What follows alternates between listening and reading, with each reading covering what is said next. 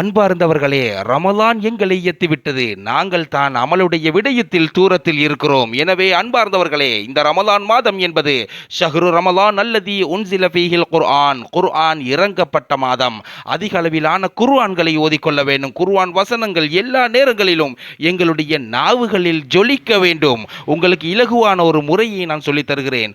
ஒரு குர்ஆன் ஓதி முடிக்க வேண்டும் என்று ஆசை உள்ளவர்கள் நான் சொல்வது போன்று செய்து கொள்ளுங்கள். குர்ஆனில் மொத்தமாக 30 ஜுசுக்கள் உள்ளன. அதிலும் 15 வரி குர்ஆனில் ஒரு ஜுசுவுக்கு 20 பக்கங்கள் இருக்கின்றன. எனவே ஒரு நாளைக்கு நாங்கள் 5 நேர தொழுகைகள் தொழுகின்றோம். ஒரு தொழுகைக்கு பின்னால் 4 பக்கங்கள் ஓதினாலே ஒரு நாள் முடிவதற்கு முன்னால் 5 வக்து தொழுகைக்கும் 4 பக்கங்கள் ஓதினாலே 20 பக்கங்கள் முடிவில் ஒரு நாளைக்கு நாங்கள் ஒரு ஜுசுவை ஓதி முடித்து விடுவோம்.